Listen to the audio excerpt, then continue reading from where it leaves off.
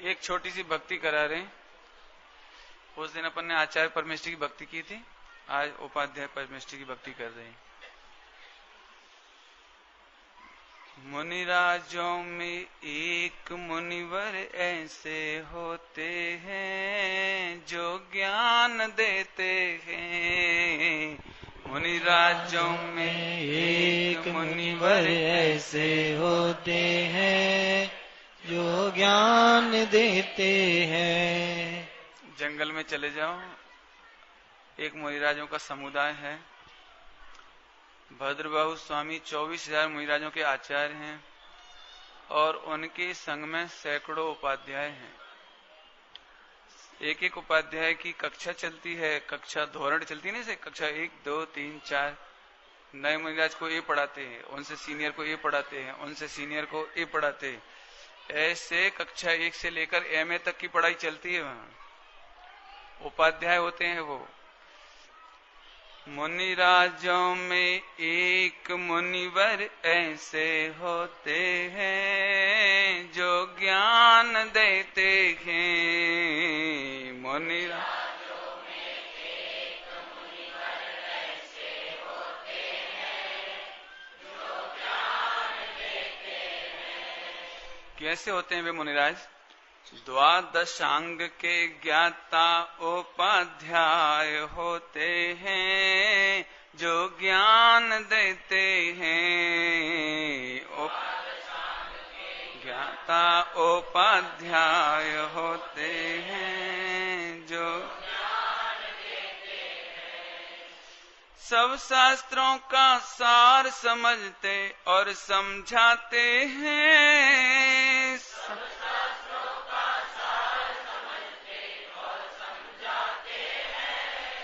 क्या गजब है। शास्त्र समझने वाले तो बहुत मिलेंगे, शास्त्र समझने वाले तो बहुत मिलेंगे, लेकिन इसमें एक मार्मिक शब्द है। सब शास्त्रों का सार समझते और समझाते हैं।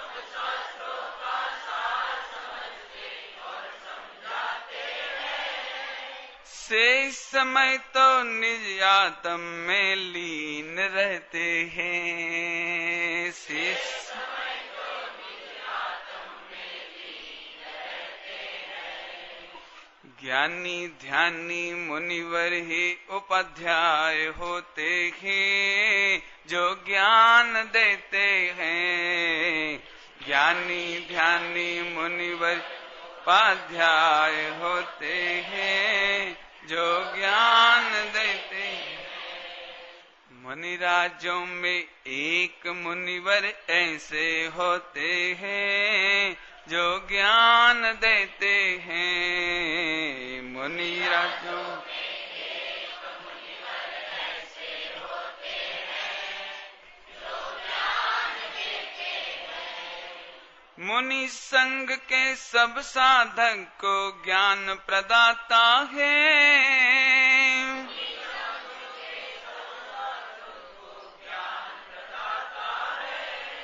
मुनि संग के सारे साधुओं को, साधक माने साधु, मुनि संग के सब साधक को ज्ञान प्रदाता है।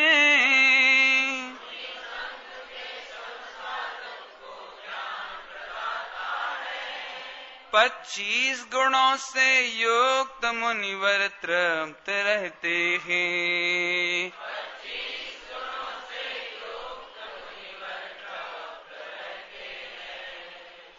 ज्ञानी ध्यानी मुनिवर ही उपाध्याय होते हैं जो ज्ञान देते हैं। ज्ञानी ध्यानी मुनिवर उपाध्याय होते हैं जो ज्ञान देते हैं। मुनिराजों में एक मुनिवर ऐसे होते हैं जो ज्ञान देते हैं।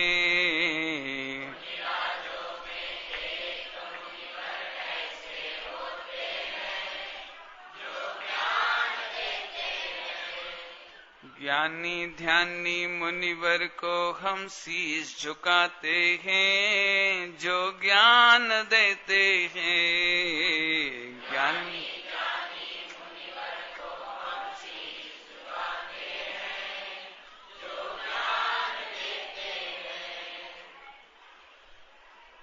जय श्री ओम नमः सिद्धेभ्य ओम नमः सिद्धेभ्य ओम नमः सिद्धेभ्य। नमो रिहंताणम नमो सिद्धाणम नमो आयुर्याणम नमो अच्छायणम नमो लोहिशब्दशाहम।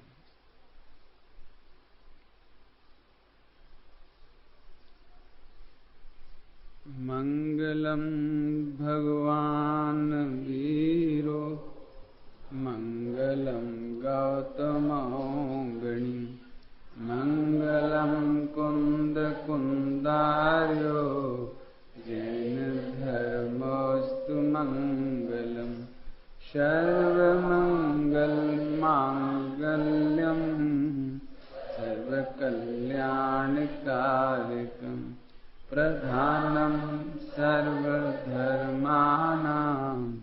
जैनं जयतु शासनम जैनं जयतु शासनम।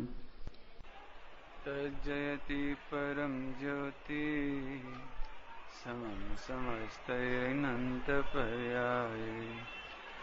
दर्पणतले विशकला प्रतिफलति मालिका पदार्थ मालिका यत्र।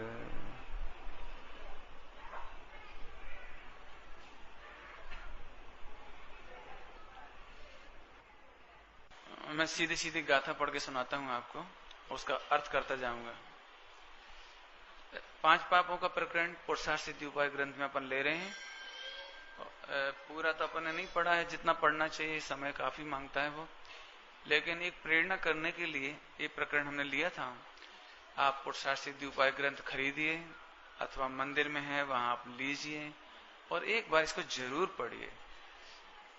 आपको विश्व के दी बेस्ट साइकोलॉजिस्ट यदि देखने हो तो आपको इन ग्रंथों में दिखाई देंगे।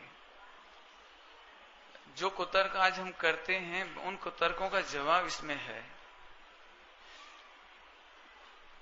देखो कितना बढ़िया लिखा है, मैं पढ़ के सुनाता हूं। प्रमाद कसाय का योग, ये तो बताया था कल आपको, कसाय का योग। आप्या बिना स्वर्ण वस्त्रादि परिग्रह नु ग्रहण करे छे, यहां तक अर्थ किया था अपन ने। इससे आगे सुनिए।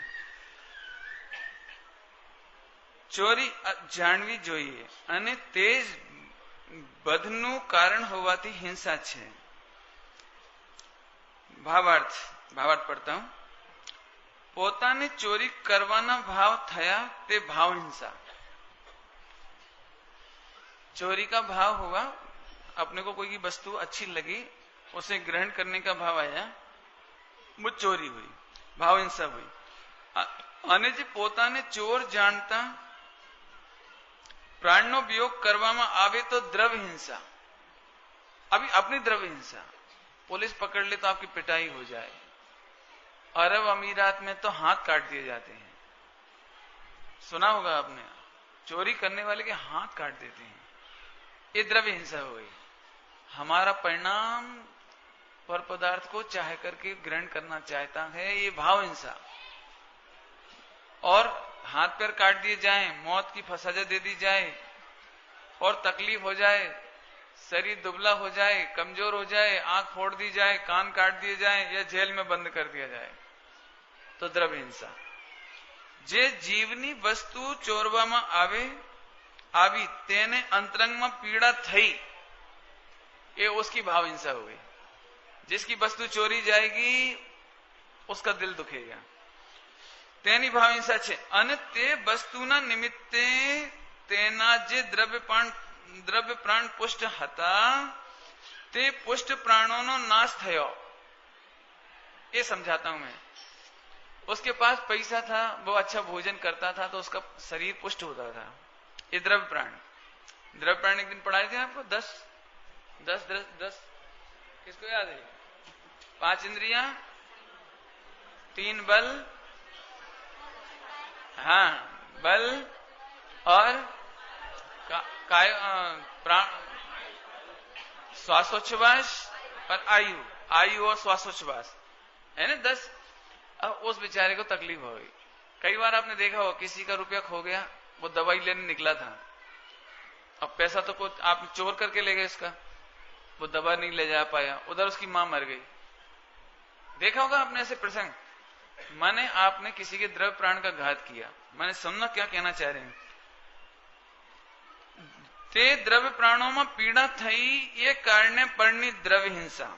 आ रीते चोरी करवाथी चोरी करनाરની तथा જેની ચોરી થઈ છે તેની દ્રવ્ય हिंसा અને भाव हिंसा બંને प्रकार થાય છે। मैं समझाता हूं आपको। जिस व्यक्ति को, पहले तो 10 प्राण तो आप समझ गए थे, एक दिन बताया था आपको। इन 10 प्राणों का निर्वाह होता है अनाज से। अनाज, रोटी खाते हैं ना, भोजन करने से शरीर टिकता है। 5 इंद्रियां किससे टिकती हैं? भोजन से। मन वचन काय का बल भी, भूखा पेट होए तो मन बल कमजोर हो जाए, वचन बल कमजोर हो जाए और काया का बल कमजोर हो जाए। यदि बिल्कुल भोजन नहीं मिले तो श्वासोच्छ्वास रुक जाए और आयु पूरी हो जाए। माने 10 प्रकार के प्राणों की रक्षा करने के लिए 11वां प्राण है अनाज। और वो अनाज आता है पैसा से, तो पैसा हुआ 12वां प्राण। व्यवहार में हो, व्यवहार में व्यवहार में आपने क्या कहना चाह रहे हैं अमृतचंद स्वामी, समझो। आप किसी की चोरी करते हो माने हत्या करते हो। पॉइंट समझ में आया कुछ? क्यों कि वो अनाज खाता था तो उसकी 5 इंद्रियां बलवान रहती, मन वचन काय बलवान रहता, वो आयु श्वासोच्छ्वास टिकी रहती। व्यवहार की बात है सब। लेकिन तुमने उसका भोजन छीन लिया, उसका धन छीन लिया, मैंने उसका भोजन छीन लिया। आप इस तरह से आपने उसकी हत्या करी। ओ हो, सारी दुनिया में चोरी को कोई हत्या के रूप में नहीं देखता। यहां तो यहां भी गजब बात है। पहले नंबर तो तूने अपनी हिंसा करी। चोरी करने वाला प्रवचन नहीं सुन सकता यदि वो यहां बैठा हो, बैठा नहीं होगा, दृष्टांत है। तो यहां बैठा हुए तो उसको यही लगता हुआ कि तक क्यारे मड़े, अवसर कब मिलेगा। इधर उधर देखता रहेगा, कोई मुझे पहचान तो नहीं रहा है, कोई मुझे जानता तो नहीं है, देखता रहेगा। और वो चीज रखी है कि नहीं रखी वहां बार बार देखता है। धीरे धीरे खिसक के वहां बैठेगा, फिर ऐसे करेगा, फिर ऐसे करेगा। मन कितना नाटक करेगा। माने जब तक चोरी नहीं हो पाएगी तब तक भी उसके मन में चलता रहेगा। जैन धर्म में इसकी वैल्यू नहीं है कि तूने ये चोरी कर ली, ऐसे इसकी वैल्यू नहीं है। इसकी वैल्यू तो सच कहें तो 0, सच कहें तो 0। क्योंकि सामने वाले का पाप का उदय हो तो तू चोरी करने में सफल हो, और तेरे पुण्य का उदय हो तो तू चोरी करने में सफल हो सके। यदि उसका पाप का उदय नहीं हो तो तेरा सारा प्लान फेल। माने इस हाथ से इस हाथ तक आने में तो तेरा पुण्य का उदय और उसका पाप का उदय हो तो जाके एक घटना घटेगी। अदरवाइज तू करता रहे, कुछ नहीं कर पाओगे आप। लेकिन इससे भी अनंत गुनी वैल्यू है तेरे परिणामों की। आप चोरी करते हो, चोरी का प्लान बनाते हो, चोरी का विचार करते हो, यहां तक कि फिर चोरी की अनुमोदना करते हो, इसमें तेरे को अनंत गुना पाप बंद हुआ। अनंत गुना, थोड़ा नहीं। आप 1 रुपया चुराते हो तो 1 रुपये का पाप नहीं लगेगा, ध्यान रखना। 1 रुपये का चोरी करने पर 1 रुपये का पाप नहीं लगेगा। 1 रुपया चुराने की जितनी खुशी आपको जब तक रहेगी, जब तक आपको गिल्टी कॉन्शियस नहीं होगी, सॉरी फील नहीं होगा, तब तक उसका मीटर नहीं रुकेगा। मैंने सुना है, मुझे मालूम नहीं है।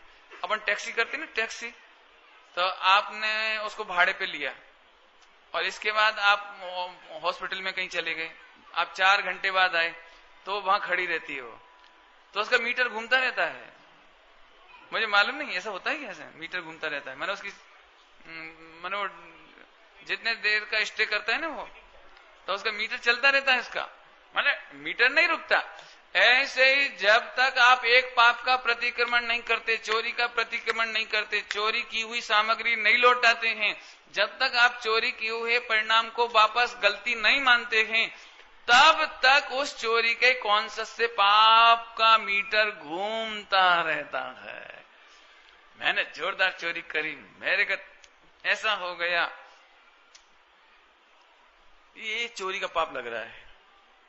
मैं अपने विद्यार्थियों से एक बात पूछा करता था, फ्रेंड सर्किल में भी मालूम पड़ जाती है, यहां भी पता लग जाएगी क्यों भाई, गवर्नमेंट जॉब करना अच्छा है कि प्राइवेट?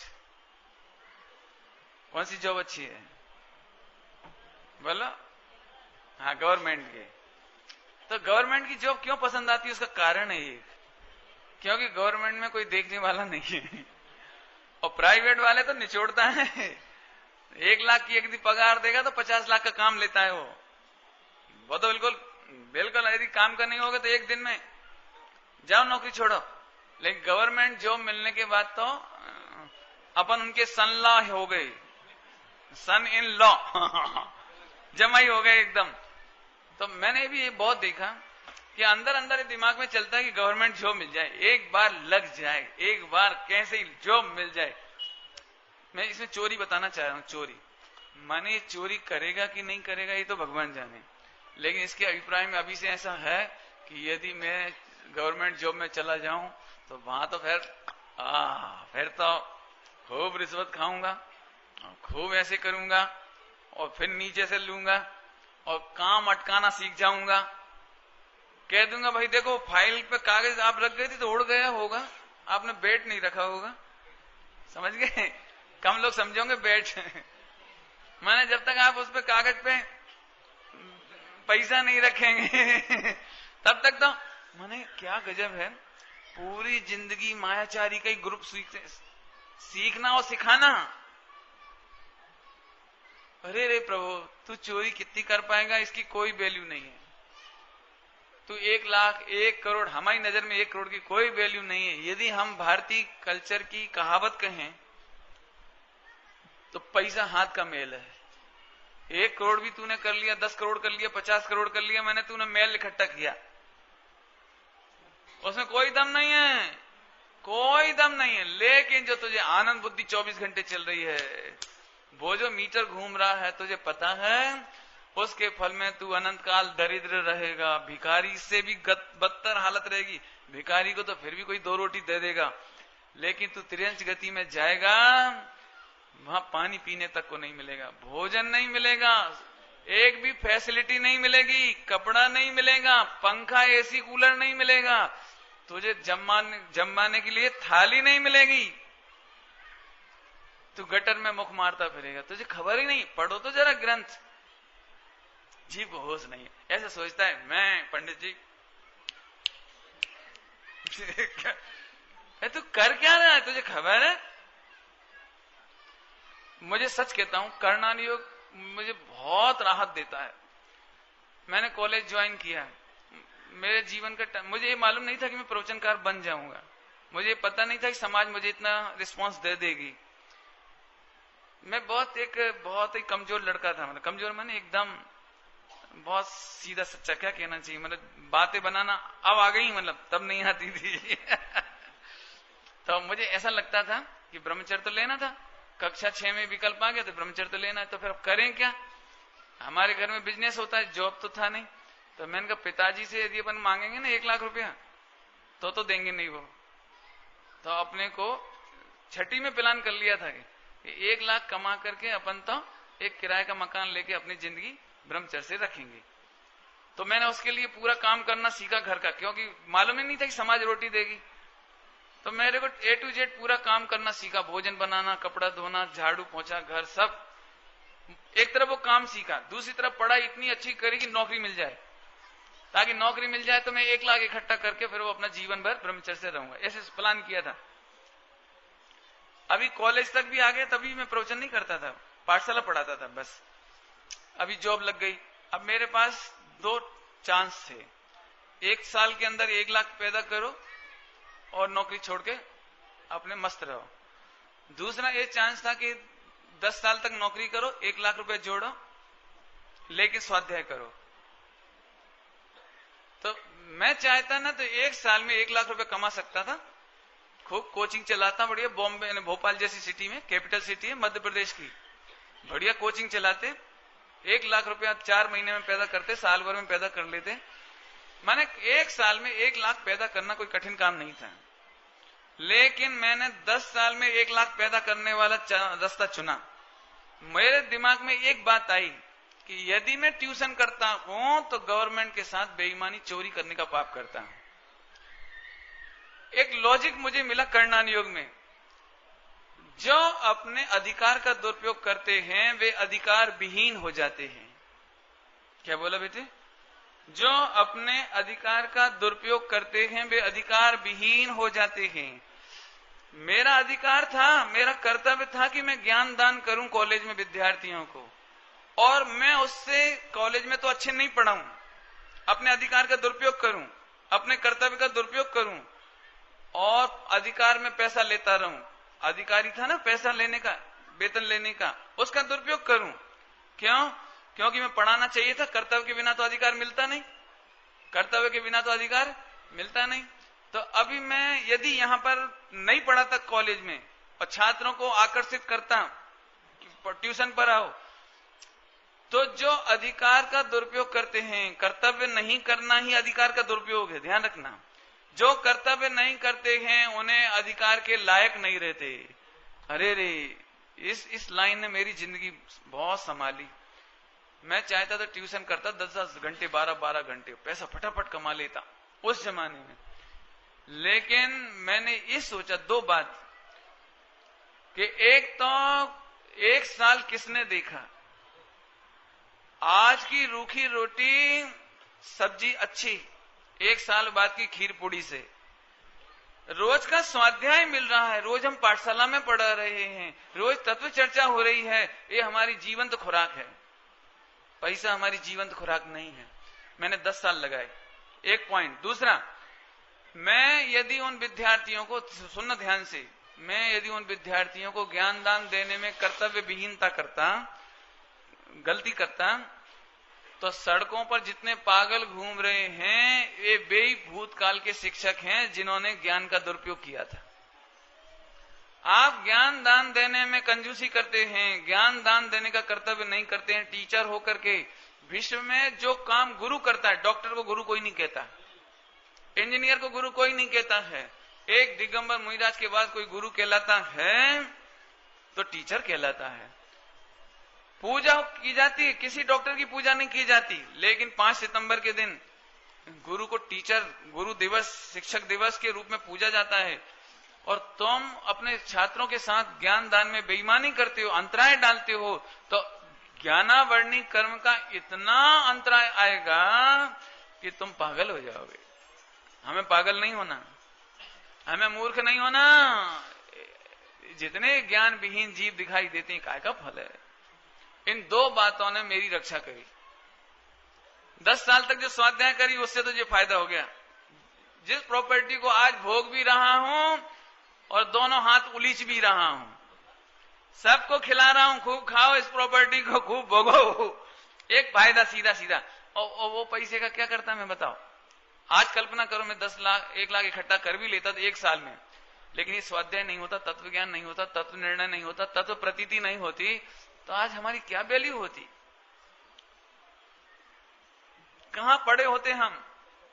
इसलिए इसकी बहुत कीमत समझना, इसकी बहुत समझ गए होंगे मैं क्या कहना चाह रहा हूं। एक सरकारी कर्मचारी, एक शिक्षक, एक अधिकारी यदि अपने कर्तव्य में लापरवाही करता है तो वह चोर है। चोर तो थोड़ा कम समझ में आता होगा आपको, लेकिन उसका मीटर तो पूरे 35 साल तक वो ही घूम रहा है। 35 साल नहीं, रिटायरमेंट के बाद भी जब बैठता है 10 लोगों के बीच में, मैं ऐसे रिश्वत खाता था, मैं ऐसे नंबर 2 के बिल पास करता था। एक को क्या कहलाता है, ट्रेवलिंग में जाते ना, बाउचर बनाते हैं, ट्रेवलिंग अलाउंस, टीए। मैं ऐसे टीए बाउचर बना देता था, मैं ऐसे कर देता था। अरे मूर्ख, तूने हाथ के मैल के लिए 50 साल खराब कर दिए। पैसे की वैल्यू क्या है, पैसे की। मैं एक बात कहता हूं, मैं क्या कहूं, अब कहने में अच्छा नहीं लगता, आपको ये लगे पंडित जी बहुत अहंकार करते हैं, लेकिन मैं एक बात कहता हूं, आज सबसे अमीर आदमी कोई है तो मैं हूं। आप सबकी प्रॉपर्टी मेरी तो है, आप सबका प्रेम मेरे ऊपर है, इससे बड़ा और क्या होगा। इतनी माताएं हमारा ध्यान रखती हैं, मैं कहता हूं आया नहीं उससे 1 महीना पहले से ध्यान रख रहे हैं, घी लाओ, दूध लाओ, ऐसे करो, ऐसे करो, ऐसे करो, ऐसे करो। जी हो क्या रहा है जी इतना माँ जैसा मात्रा तो वात्सल्य नहीं मिल रहा है। सगी बहनें नहीं मिली मेरे को, हजारों लाखों, दादी नहीं मिली मुझे, इतने भाई और बेटे नहीं मिले, ये बेटे नहीं है मेरे। माने एक शरीर, ब्लड रिलेशन दैट इज मिथ्यात्व, सोल रिलेशन दैट इज सम्यक। अपना सोल रिलेशन है, अपन सब एक हैं, हम आप सब एक हैं, एक सब के लिए और सब एक के लिए। देखो सब एक के लिए देखो, और एक सबके लिए। मैं तो हमेशा कहता हूं, मैंने अभी कल परसों भी कहा था, आप भूखे नहीं मरेंगे, आपको तकलीफ हो समझ जिंदा, चिंता नहीं करना। मैं बहनों से कहता हूं, यदि आप विडो हो जाओ छोटी उम्र में, शादी नहीं करना, दूसरी शादी नहीं करना, समझ जिंदा, तुम्हारा भाई है वो। तुम चिंता नहीं करना, तुम्हारे लिए खाने की, पीने की, कपड़े की व्यवस्था, पूरे जिंदगी तत्व ज्ञान की पूरी व्यवस्था। लेकिन तत्व ज्ञान के लिए, तत्व ज्ञान के लिए पूरे वर्ल्ड को हमारी इन्विटेशन है, पूरे वर्ल्ड के लिए। जो आएगा मैं उसे रोटी बाद में खाऊंगा, पहले तो मैं खिलाऊंगा। और जी तो विश्व मैत्री है, और क्या चीज है ये, हमें पूज्य गुरुदेव श्री ने सिखाई है। उनका उपकार कभी भूल नहीं सकते हम। इतना विशाल दृष्टिकोण, मेरी क्या ताकत है। अभी मैं कह भी रहा हूं ना, तो आप सबकी प्रॉपर्टी के बल पे कह रहा हूं। मुझे मालूम है कि जो तत्व ज्ञान का आदर करता है वो साधर्मी का आदर करता है। वो हिंदुस्तान में नहीं, पूरे विश्व में किसी जीव को तरफता हुआ नहीं देख सकता। आप तत्व ज्ञान के लिए आओ, आपके लिए सारा संसार की प्रॉपर्टी आपके लिए है। मैं फिर कहता हूं, आप थोड़ी सी प्रॉपर्टी, मैंने हाथ का मैल इकट्ठा करने के चक्कर में, मैं सच कहूं आपको, मैं अभी 10 दिनों में बताने वाला हूं वो बात, अभी नहीं कहता हूं, 10 दिन में कहूंगा वो बात। आप जिनवाणी सुनने के लायक नहीं बचते हो। मैं कहता हूं भगवान आत्मा, क्यों? जिसका चित्त पापी होता है, मलिन होता है, वो जिनवाणी सुनने के लायक नहीं होता है। हमने सुनाई थी कल 74 नंबर की गाथा। आप लोग बहुत कहते हो, सुनते तो हैं, सुनने से क्या होता है, भगवान आत्मा तो सब है, कारण परमात्मा तो सब है, उससे क्या? तू इतना घटिया बोलता है, हमें मालूम पड़ गया कि तेरा हृदय मलिन है। एक पंडित साहब ने बहुत मार्मिक बात इस बार मेरे को पूछी, मैं आप सबको सुनाता हूं। सुमत, स्वामी जी बार बार पैसा प्रॉपर्टी को धूल क्यों कहते थे? ऐसे पूछा, धूल क्यों कहते थे हो? बद्ध धूल छे, तो हमने पुद्गल की पर्याय है। मैंने पुद्गल की पर्याय है। अरे तुमसे ये अपेक्षा नहीं थी हमें। माने इतना स्थूल अर्थ समझोगे, ये तो पर्यायवाची हुआ। धूल पुद्गल की पर्याय, ये तो पर्यायवाची, तुमसे ये अपेक्षा नहीं है। मैं साहब आप ही बताओ, ज्ञानी के मर्म ज्ञानी समझ सकते हैं, हम तो क्या समझे, आप ही बताओ। इतना बढ़िया अर्थ किया, धूल की संगति से मलिनता आ जाती है। क्या कहा? धूल की संगति से मलिनता आती है। जो दृष्टि पुद्गल का माने प्रॉपर्टी का माने परिग्रह का संग करती है, वो बुद्धि मलिन हो जाती है। जो श्रद्धा पैसे में सुख मानती है, वो श्रद्धा मलिन हो जाती है। जो चारित्र इसमें प्रवर्तता है, परिग्रह में, पैसा में, वो मलिन हो जाता है। बेटा अपना ज्ञान, अपनी श्रद्धा और अपना चारित्र कभी पैसे की संगति में मत लगाना। सच बात कहूं, आज मुझे यदि बचाने वाला कोई है तो वो है, पूज्य गुरुदेव श्री से मिलाने वाला कोई है तो वो है। वो नहीं मिलते तो शायद मैं पूज्य गुरुदेव श्री को पा करके भी नहीं पा पाता। उन्होंने मुझे ये कहा कि बेटा कभी किसी संस्था में नहीं पढ़ना, कभी संस्था नहीं बनाना, और कभी किसी संस्था के होके मत रहना, एक के होकर मत रहना। एक संस्था का होकर रहना माने छोटे से गड्ढे का पानी बनना। विश्व के बन के रहो, विश्व के। हिमालय से निकलो, नदी की तरह बहते चलो, सबकी प्यास बुझाते चलो, और आखिरी में केवल ज्ञान रूपी समुद्र में समा जाओ। ऐसी बातें हमें पंडित साहब से मिली, पूजनी पंडित साहब से, हम उनका माने उपकार भुला नहीं सकते। ऐसी गजब बात है। आगे समझ में आए भैया? सब जनों से कह रहे हैं जी। मैं एक बात कहना चाह रहा था, किरीट भाई कह रहे थे एम ना गुरु जी। हम ये नहीं चाह रहे, आप ये बोला करो आप ना गुरु जी।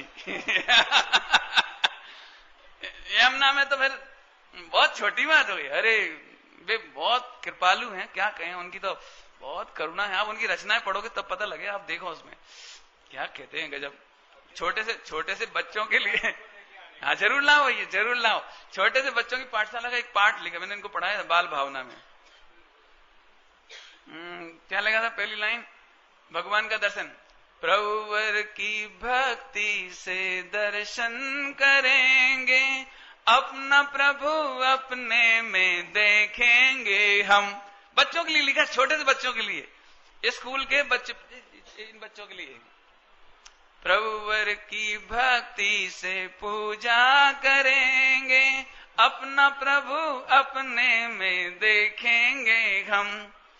गुरुवर की उत्तम संगति करेंगे, अपना गुरु अपने में देखेंगे हम। बोलो और क्या चाहते हो आप, बोलो।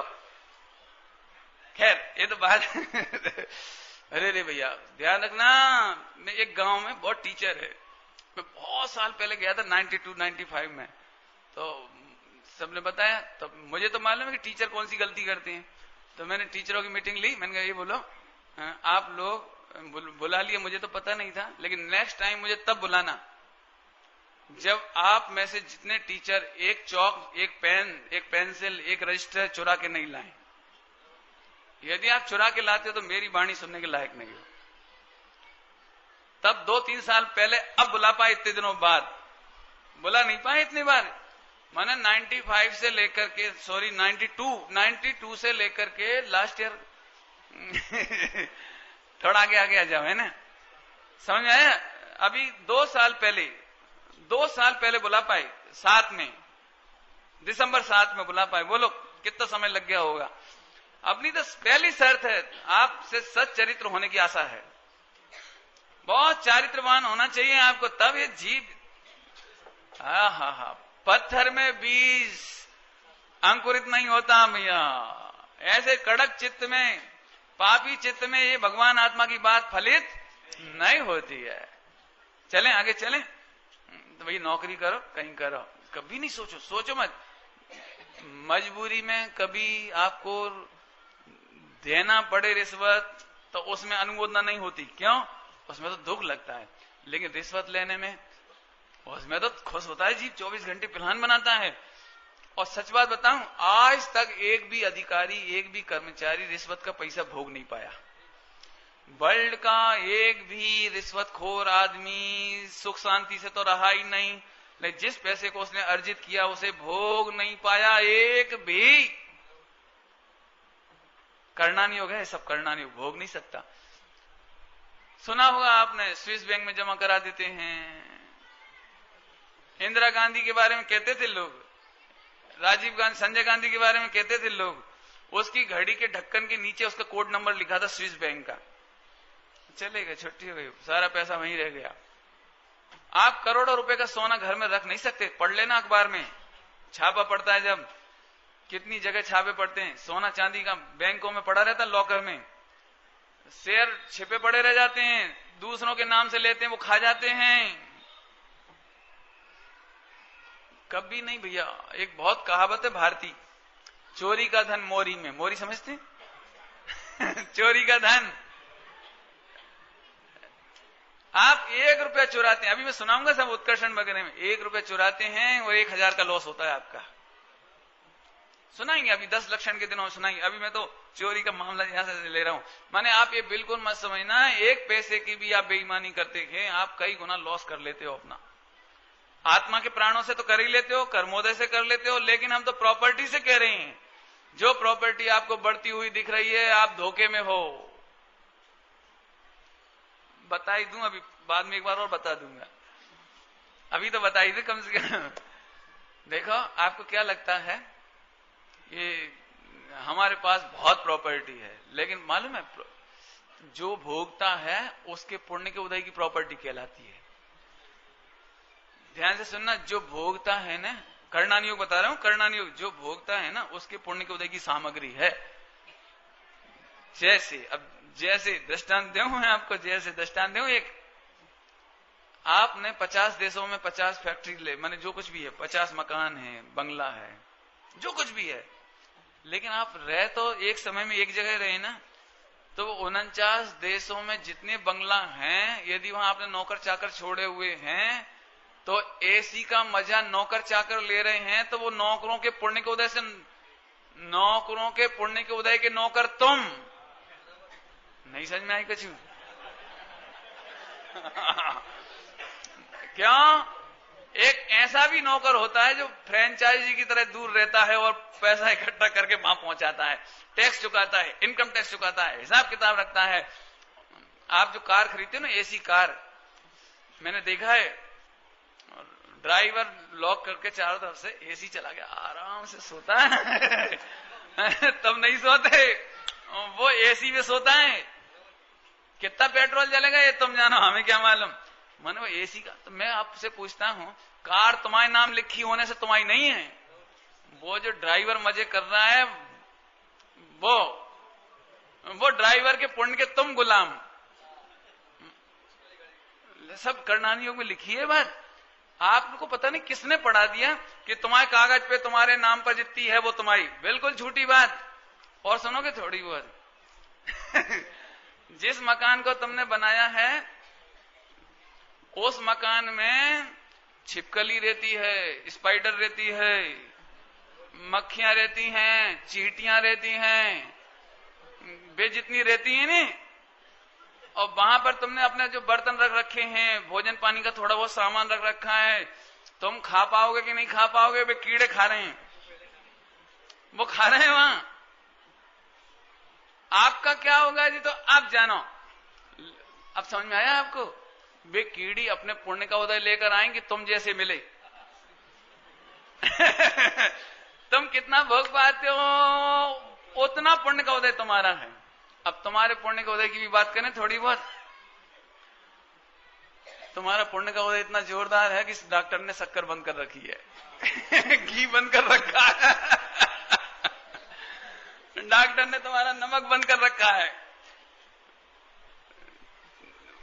बंद कर रखा है। आप पिकनिक नहीं कर सकते, घर में सब खाएंगे और तुम केवल खुशबू लो। मैं तो अपने कॉलेज में देखा, हमारे जो डीन थे, डीन, तो उन्होंने पार्टी वगैरह थी ना, पार्टी, तो सब आए। तो जैसे माँ बच्चे को डांटती है छोटी उम्र में, ऐसे उनकी पत्नी ने पार्टी के पहले उन्हें डांटा। जैसे बच्चे को नहीं डांटते, मेहमान के सामने बार बार नहीं मांगना, ऐसे नहीं करना, एक बार मिल जाए उतना चुप रहना और दूसरे की थाली में मत देखना। तो ऐसे उनकी मिसेज ने इतना डांटा उनको, क्यों उनको डायबिटीज थी, तो डायबिटिक पेशेंट थे। तो अब सब जने तो करें, तो इतना चोरी नहीं कर ले वे डीन, तो तिजोरी उसका नहीं, फ्रिज का ताला, फ्रिज में लॉक, चाबी संभाल के रखे। और अब मेहमानों के सामने तो ज्यादा कुछ कह नहीं सकती, तो बिल्कुल आंख दिखाए और पहले जता दिया बिल्कुल, खाना नहीं बिल्कुल। तो उनकी चोरी पकड़ी गई। वो बर्फी का टुकड़ा इतना सा लेके ऐसे ऐसे देखते ऐसे और मुंह में डाला, और इतने में पत्नी को समझ में आया, शू करो छो? नहीं बोले, मैं तो टेस्ट करके थूकने वाला था। ऐसी बुरी हालत है। आप सच में क्या फजीयत होगी। अब मैंने ये नहीं समझ में आ रहा है कि आप 2 रोटी और दाल बची केवल, वो भी बिना नमक घी शक्कर की। अब आप समझ लो आपके पुण्य की हालत कितनी खराब है। माने जितना आप भोगते हो उतना पुण्य के अधिकारी आप। जितना आप नहीं भोग सकते, बिल्डिंग कितनी है, कागज पे कितनी लिखी है, सरकार में कितनी लिखी है, इससे कोई मतलब नहीं। बल्कि उल्टी तकलीफ है, उन सब का टैक्स चुकाओ, उनकी प्रॉपर्टी, उनका हिसाब किताब, उनका इनकम टैक्स, इनका और मुकदमा चल जाए और खाली करवाओ, भैया की शरण में जाओ। कितनी मुसीबत। अब समझ में आया कि नहीं आया? हम फिर कह रहे हैं आप पैसे का भरोसा छोड़ दो, उससे मलिनता आती है। जितना नंबर 2 का पैसा होता है, 1 पैसा नहीं भोग सकते, गारंटी है मेरी माने जन शासन की गारंटी है, आप भोग नहीं पाओगे। हाँ, अरे रे, न दिन में चैन न रात में चैन, बे कैसे चैन। जरा सी काय के लिए मेल के लिए। हट, अपन तो वो बन के जियो, संसार की प्रॉपर्टी की तरह जियो। अच्छा समझ, बहुत समझना अच्छी तरह से, एक गंदी काम नहीं करना, समझ आया? और आगे चलें थोड़ा बहुत आगे चलें हैं? एक बात और कहना है।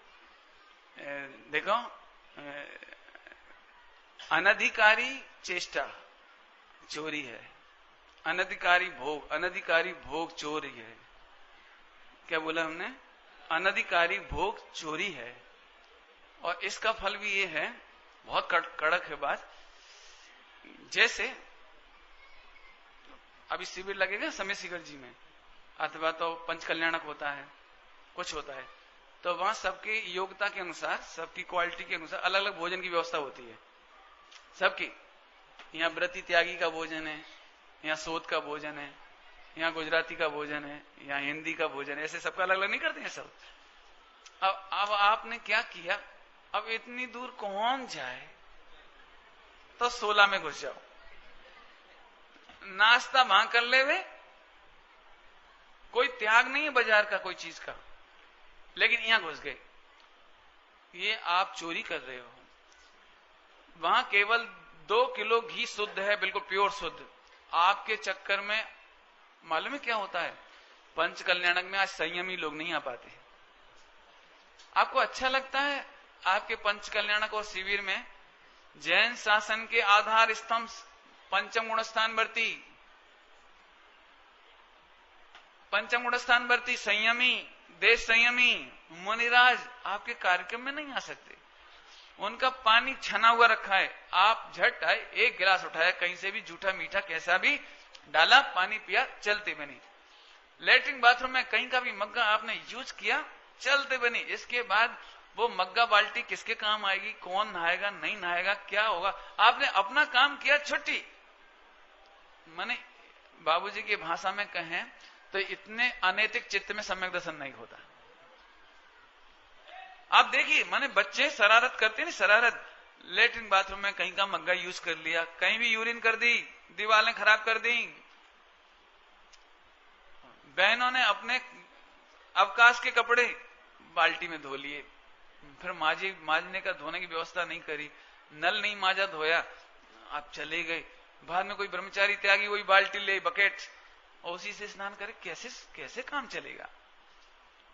मुझे इसलिए अपना बकेट वगैरह खुद लेके चलते हैं हम, क्योंकि कहीं जाओ एट रैंडम, कहां क्या करेंगे अपन, क्या शुद्धि करेंगे। अपना छन्ना रखो, अपनी बाल्टी रखो, क्यों? क्योंकि अपनी शुद्धि अपने निर्वाह से होती है। मैंने बिल्कुल आंखों देखी घटनाएं होती हैं। बच्चे यदि मंदिर के बिस्तर हैं, देख लेना आप, 90% आप में से युवक जूते चप्पल पहनकर उन पर चढ़ जाएंगे। समय शिखर जी के मिलने वाले गद्दे बिस्तर एक ब्रह्मचारी त्यागी के लायक नहीं बचते। आपने उसको लेटरिन बाथरूम के बगल में बिछा लिया, यदि बच्चे ने सूसू कर दी, गंदगी कर दी, आपने लेकर के वो जो कवर था बिस्तर का, आपने उसी से पहुंच दिया, ऐसे ही डाल दिया, आप वापस चले गए। माने कितनी अनैतिकता है। इसका मतलब समझो जरा, आप यदि एक चादर खराब करके आए, आपने मंदिर की गुल्लक में से 100 रुपए की चोरी की। यदि आपने एक चम्मच स्पून इस्तेमाल किया, एक गिलास इस्तेमाल किया, और इतना बड़ा शिविर है, पंच कल्याण का फंक्शन था, पानी पिया, बारी में डाल दिया, कहीं किसी झाड़ी में डाल दिया, पेड़ों के पास, माने वृक्षों के पास डाल दिया, आपने 10 रुपए का लॉस कर दिया मंदिर के लिए। माने आप मंदिर के धन का दुरुपयोग कर रहे हैं, तो मंदिर की चोरी कर रहे हैं, निर्माल्य खा रहे हैं आप। बारीक बात तो लगती होगी, लेकिन देखो भैया, जो इतना स्थूल विचार करने के लायक नहीं, वो सूक्ष्म आत्मा का विचार कैसे करेगा। बहन श्री के वचनामृत पढ़ना, बार बार लिखा है, सूक्ष्म उपयोग कर, सूक्ष्म उपयोग कर, सूक्ष्म उपयोग कर। तो सूक्ष्म उपयोग के पता कैसे लगेगा कि बाहर में जिनका उपयोग सूक्ष्म होता है, उनका ही उपयोग आत्मा में सूक्ष्म होता है। आया समझ में आया कि नहीं आया? बहुत शांति समझना भैया। आप अनधिकारी चेष्टा मत करो, किसी ब्रह्मचारी त्यागी के लायक आई हुई चीज आप मत लीजिए, आप उधर चले जाइए, आप थोड़ी मेहनत करिए, आप वहां जाकर खाइए। लेकिन कई लोग क्या सोचते हैं, अब आज वहां तो पूरी बनी है और वो लाल मिर्च का छौंक लग गया है, और इधर मेरे हेल्थ के लिए ठीक है। आप हेल्थ के लिए आ रहे हैं, 20 आदमी की व्यवस्था होती है, 80 लोग वहां घुसते हैं। आपने देखा होगा पंच कल्याणकों में कि अब फिर मालूम क्या होता है कि जो व्यवस्थापक होते हैं उनको तो व्यवस्था मिलानी पड़ती है, सबसे बुराई तो ले नहीं सकते हैं, तो फिर चुपचाप पीछे से वहां की दाल यहां लाएंगे, वहां की सब्जियां लाएंगे, वहां का नाश्ता यहां लाएंगे। अब देखने वाले कहेंगे देखो देखो देखो धोखा, लेकिन धोखा करने के लिए आप बाध्य कर रहे हो। माने आप खुद समझिए, एक शुद्ध भोजन की व्यवस्था करना माने एक लिमिटेड काम हो सकता है। आज अभी भी देखना, पूरे हिंदुस्तान में किसी पंचकल्याणक में मेरा भोजन नहीं हुआ। मेरे जैसे जितने त्यागी व्रती होंगे वो अपना भोजन खुद बनाते हैं। सभी जगह जितनी बहनें जाती हैं, समय शिखर कहीं शिविर, वो 16 की व्यवस्था होने पर भी उन्हें अपना अलग बनाना पड़ता है। क्यों? मैं व्यवस्था नहीं हो पाती। मैं फिर इसलिए मैं जानबूझकर ये बात कह रहा हूं, इसका नुकसान अभी आपको समझ में नहीं आ रहा। जब आप आदिनाथ की तरह दीक्षित होंगे, 6-6 महीने 7-7 महीने तक आपको आहार की व्यवस्था नहीं मिलेगी। कर्म आदिनाथ तीर्थंकर को नहीं छोड़ते, नहीं छोड़ते हैं। उन्होंने, आपको पता है क्यों नहीं मिला था आहार? पता है सबको आहार क्यों नहीं मिला था? क्योंकि उन्होंने कृषि करने का विधान किया। तो कृषि की जो कार्यवाही होती है उसमें बैलों का काम होता है, बैल, ऑक्स। तो जो बैल होते हैं उनको वो अनाज खा लेंगे, तो मूसिका बांधने का एक जाली आती, मुंह बांधने की, वो बांधने का उपदेश दिया। उसके फल में उन्हें 7 महीना 9 दिन आहार नहीं मिला और 6 महीने का उपास किया, 13 महीना 9 दिन आहार नहीं मिला। तीर्थंकरों को नहीं छोड़ते हैं। पंडित जी हमारे साथ थोड़ी ऐसा होगा। अरे आपको भी समझा देते हैं, आपको भी, आप अपने पैसे की दवाई नहीं खा सकोगे, आप समय पर डॉक्टर के पास नहीं जा पाओगे। आपको डॉक्टर मिल जाएगा तो दवाई नहीं मिलेगी, दवाई मिलेगी तो रिएक्शन कर जाएगी। आपको दूध नहीं पचेगा, दूध आपको बादाम नहीं पचेगी, आपके घर में रखी रह जाएगी, आप नहीं पचा पाएंगे। आप एक जरा सा नींबू नहीं पचा पाएंगे, ये काय का फल है? आप अनधिकारी चेष्टा करते हैं, इसलिए आप भी भोजन के अधिकारी नहीं बचते। आया समझ में? आया? बहुत गंभीरता से समझना। एक बात और कह दूं, बुरा नहीं मानोगे तो, मतलब मानोगे भी नहीं मुझे मालूम है लेकिन बताना मेरा फर्ज है। एक ये अपेक्षा गलत है कि मैंने 1 लाख की बोली ली है तो मेरे ऊपर संस्था 10,000 खर्च करी, मेरे ठहरने का एसी का प्रबंध करे और मेरे भोजन और मेरे लिए गाड़ी लगाए, मेरे लिए एसी पंखा। क्यों? क्योंकि मैंने 1 लाख की बोली ली है। इसका मतलब ये निकला कि आपने 90,000 की बोली ली है। मतलब नहीं समझ में आया आपको? माने 1 लाख की तो बोली ली है, तो वो तो आपने मंदिर के लिए दिया है ना, वो आपने अपने ऊपर खर्च करने के लिए थोड़ी दिया है। वो 1 लाख देकर के यदि हम वो 10% अपने ऊपर खर्चा करा लेते हैं, वीडियो रिकॉर्डिंग बनवा लेते हैं, उसका पैसा अलग से नहीं चुकाते हैं, तो इसका मतलब है कि आपने 90,000 दान दिया है, या तो ऐसा मानिए आप, और या फिर ये मानिए कि आपने भगवान का पैसा खाया। थोड़ा कड़क तो लग रही होगी। मैंने खनिया थाना में ये बात पंचकल्याणक के पहले बहुत समझाई।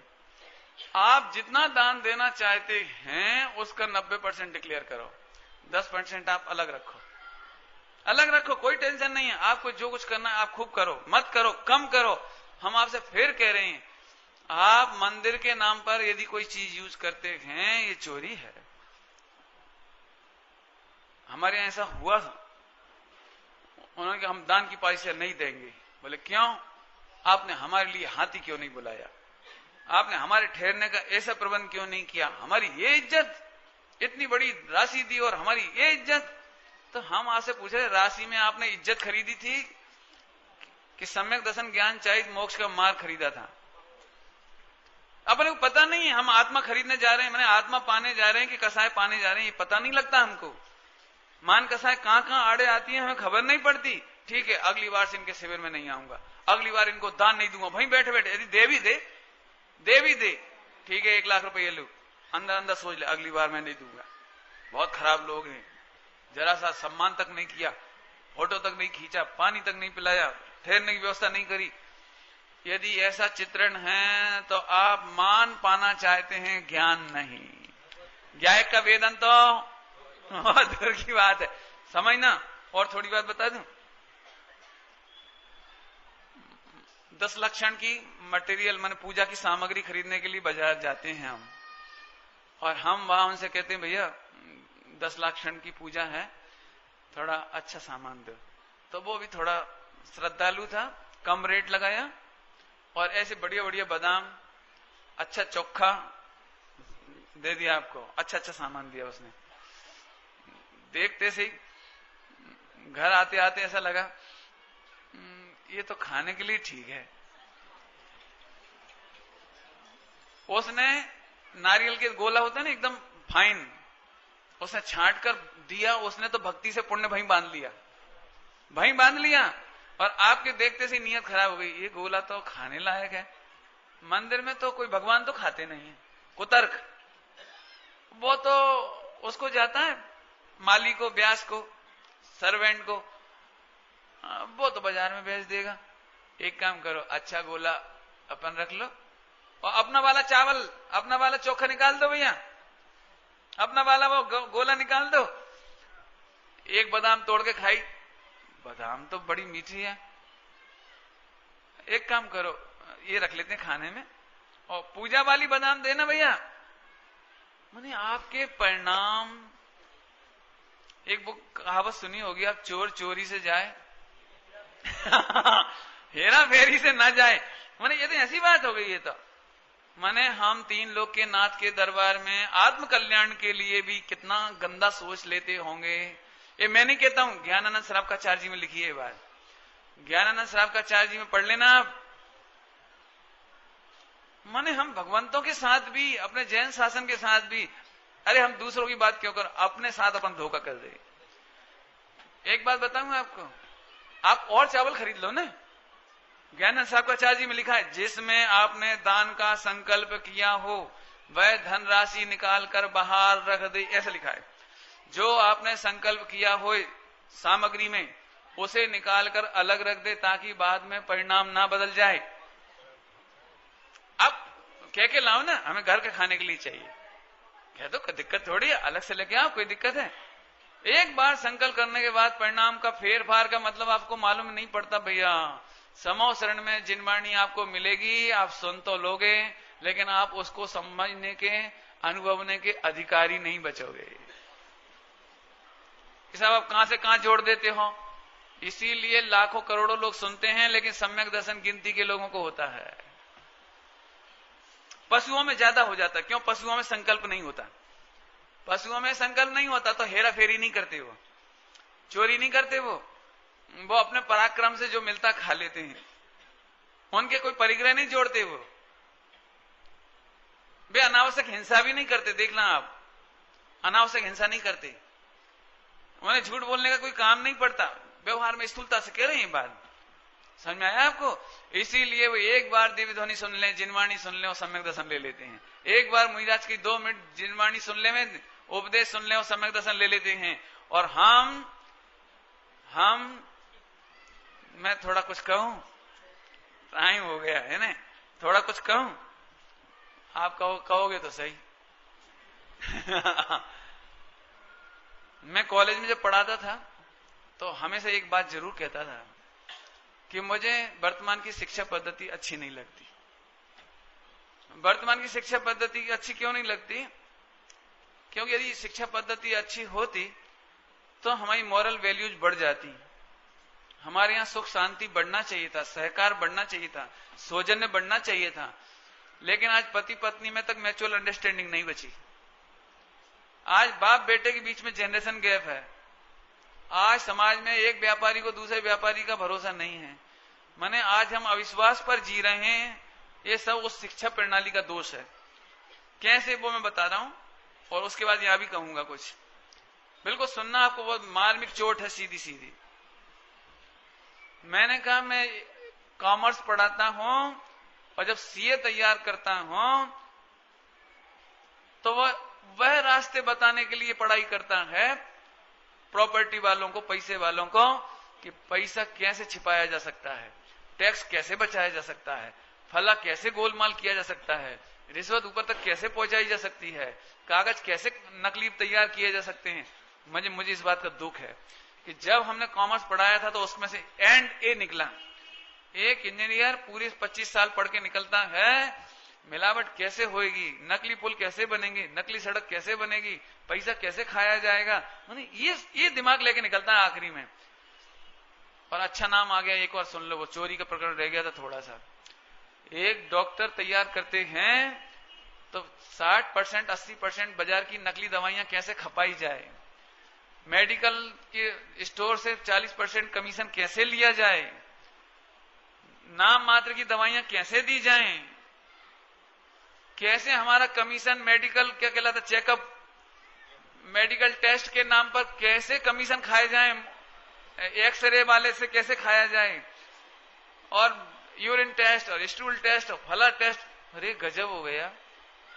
यदि मैं इन सबका करना नहीं सुनाने बैठूंगा ना एक एक का, यह आदमी डॉक्टर और मेडिकल स्टोर वाला कभी स्वस्थ नहीं रहेगा अनंत काल में, चिरकाल लंबे समय तक स्वस्थ। क्यों? इनसे बड़ा कोई पापी नहीं हुई। एक कोई डॉक्टर हो तो नाराज नहीं हुए ना भैया। मैंने ये बात अपने भैया को कही, मेरे भैया के 2 मेडिकल स्टोर हैं, मैंने उनको कही, मैंने घर का पानी नहीं पिया, पता है आपको? मेरा भैया कार लेके घूमता रहा आगे पीछे, मैं कार में नहीं बैठा। मैंने कहा एबॉर्शन की दवाइयों का बेच करके तुम उस पेट्रोल से मुझे बिठाना चाहती हो? एबॉर्शन की दवाइयां उन्हें ऐसी गंदी चीजें बेच करके हत्या का पैसे से मुझे पानी पिलाना चाहती हो? नेवर। मैं घर में नहीं गया। हालांकि अब छोड़ दिया उसने, उस दिन से छोड़ दिया। लेकिन मैं पहले ही दिन कहा था यदि तुम मेडिकल स्टोर खोल रहे हो तो सबसे ज्यादा पाप बांधोगे। क्यों? हे भगवान, अच्छा सीजन चले, अच्छा सीजन चले। अच्छा सीजन का मतलब समझ गए? लोग ज्यादा बीमार हों, माने तू असता की अनुमोदना और भावना करेगा तो कितना कर्म बांधेगा। नरक में एक भी नार की स्वस्थ नहीं है, एक भी नार की स्वस्थ नहीं है नरक का। सारे नार की अनंत अनंत बीमारियों से पीड़ित हैं। मैंने इतना पाप बांधोगे? बिल्कुल नहीं करना। लेकिन डॉक्टर बनने के बाद इंस्पेक्टर बना, वो ड्रग इंस्पेक्टर, तो नकली दवाइयां पास कर दे। अरे क्या गजब हो गया। माने पूरा शिक्षा तंत्र खराब। लॉयर बनाए, वकील, ऐसे ऐसे उलझाने वाले काम करते हैं कि जो उनकी शरण में चले जाए उन्हें खा जाए। जरा सा मुकदमा 20 साल चला दे, बल्कि जोरदार। क्या गजब है। बहुत स्पष्ट कह रहा हूं भैया। अब ये तो दृष्टांत था ये तो दृष्टांत थे। आज हमारी ऐसे स्वाध्याय की शिक्षा प्रणाली भी ऐसी चल रही है जिससे अंदर अंदर हमें लगता है कि स्त्री पुत्रादिक नहीं छूट जाए, 5 इंद्रिय का विषय सेवन नहीं छूट जाए, स्वच्छंदता नहीं छूट जाए। इसलिए हमने जिनवाणी पढ़ने की स्टाइल सीख ली। असंख्यात लोक प्रमाण आश्रम बंद हो तो चिंता नहीं, क्योंकि त्रिकाली गाय को तो छूता ही नहीं है। मैंने आपने क्या सीख लिया भैया? क्या सीख लिया? हमें 5 पाप की चिंता नहीं है। क्यों? त्रिकाली गाय भगवान को तो छूता ही नहीं है। आश्रम बंद थी जुदो भगवान आत्मा अनुभव में देखाय छे। मैं आपको बहुत खुलेआम कहता हूं, ये प्रणाली उसी शिक्षा प्रणाली जैसी है जिसमें तुम्हारे आश्रम बंद की घृणा तक नहीं होती, जिसमें आपको अपने शिष्टाचार की निंदा गरहा तक नहीं होती, जहां आपको पाप पाप नहीं लगते। और इसी का फल है कि आपके घरों में सब त्रास है। बच्चे आपकी नहीं सुनते हैं, बच्चियां कहां चली जाती हैं, बच्चे किसके साथ घूमते फिरते हैं, कौन सी ड्रेस पहनते हैं, कहां शादी कर लेना चाहते हैं। अब मैं ज्यादा क्या कहूं, माने जितनी तकलीफ आपको दिख रही होगी, इंटर मैरिज कास्ट क्या कहलाती है, इंटर कास्ट मैरिज, और जितनी गंदगी दिख रही है पूरे हिंदुस्तान में, वो इसलिए दिख रही है कि स्वाध्याय करने वाले इन विषयों पर छूना तक नहीं चाहते। बद्ध भगवान छो, हमें भी मालूम बद्ध भगवान छो। मैं एक बोल सुना के पूरा करता हूं, समझना जरा, बहुत कड़क बात है भैया। इसमें कोई दो राय नहीं है कि 3 लोग का कोई भी आश्रम बंद हो, कोई भी विकार हो, लेकिन त्रिकाली गायक भगवान सुरक्षित है। बोल का पहला हिस्सा, कोई शंका नहीं है मुझे इसमें। अनादिकाल से अनंत पाप बीत गए, लेकिन भगवान आत्मा ज्यों का त्यों है। मैं खुद सिद्ध करता हूं इसे हमेशा। लेकिन एक कॉमा है, फुल स्टॉप नहीं आया था।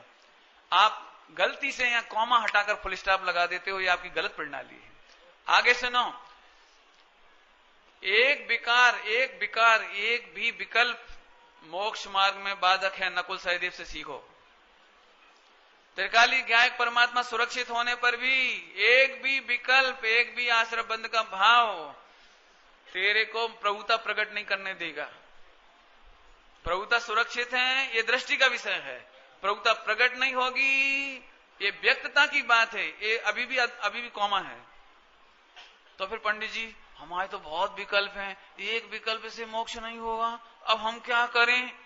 आपने डरा दिया कि बिल्कुल मत डरो, विकल्प कितने भी हों उनका पक्ष यदि छोड़ दो तो भगवान आत्मा का सम्यक दर्शन हो जाएगा, भगवान आत्मा का अनुभव हो जाएगा। पॉइंट पकड़ में आया कुछ? आप विकल्प का पक्ष एक का भी रखेंगे तो काम नहीं होगा, और वैसे असंख्यात विकल्प हों लेकिन उसका एकत्व नहीं करना, उसका ममत्व नहीं करना, उसका पक्ष नहीं करना, उसकी रक्षा में सोचना नहीं, उसकी निंदा करना, उसको हे जानना, निंदा माने हे, उसको हे जानना, करने लायक नहीं जानना, हो जाए तो चिंता नहीं करना, लेकिन उससे आत्मा की शोभा नहीं है। उसके पक्ष में तर्क नहीं सोचना जिनवाणी का। हे छे, हाँ हे है, हे करो नहीं, कहो मत, हे कहो मत, हे करना सीखो। बहुत कड़क कड़क बात चल गई भैया। हे कहना नहीं, हे करना सीखो, आपको सम्यक दर्शन हो जाएगा। कोई चिंता नहीं करो, आपका मोक्ष मार्ग हो जाएगा, आपका पंचम छठा गुणस्थान हो जाएगा, चिंता नहीं करो। आप एक दिन भगवान जरूर बनेंगे। 3 बोल ध्यान रखना, कितना ही विकार होए, आश्रय बंद होए, भगवान आत्मा को प्रभावित नहीं करता। एक विकल्प भी प्रभुता प्रकट नहीं होने देता, और एक भी विकल्प का पक्ष भगवान आत्मा का अनुभव नहीं होने देता। और अनंत विकल्प हो, टेंशन नहीं करना, लेकिन उसकी रक्षा में, उसके पक्ष में विचार तक मत करना। इसका नाम है, इसका नाम है। आपको सम्यक दर्शन होने में कोई बाधा नहीं आई। 7वें नरक का नार की इतनी कसायों के बीच, इतनी घोर पीड़ा के बीच भगवान आत्मा का भेदन कर लेता है। सिंह ने कर लिया, बहुत दृष्टांत है प्रथमान योग में, आप भी कर सकते हो, लेकिन स्वच्छंदता से नहीं, स्वच्छंदता की रक्षा पूर्वक नहीं। ध्यान रहे, चलें अब तो छोड़ दें। बहुत चोरी का ऑपरेशन हो गए हैं, अभी भी वो कुछ नहीं कहा भैया है, बहुत माल है माने कचरा। अभी और कचरा निकालना भैया, खूब अपने आप को देखना। आप थोड़ा और क्या ही देता हूं, टाइम तो हो ही गया। आज थोड़ा लेट भी शुरू हुआ था आपका हिसाब से तो, लेकिन मैं थोड़ा सा और कहता हूं। क्या करें, मन में रह जाएगी ना तो रात भर घूमेगी, इसलिए कह लेना अच्छा है। लिखा है भगवती आराधना में, जो प्रतिज्ञाएं लेकर के प्रतिज्ञाओं का निर्वाह नहीं करते वे समाज का ऋण खाते हैं, माने चोरी करते हैं, ऋण खाते हैं। हे मुनि को कहा है, हे मुनि तुझे बैल बन करके चुकाना पड़ेगा। तुमने मुनि दीक्षा ली हो, कि प्रतिमा ली हो, कि प्रतिज्ञा ली हो, समाज उस प्रतिज्ञा की वजह से तुम्हें आहार आदि देते हैं।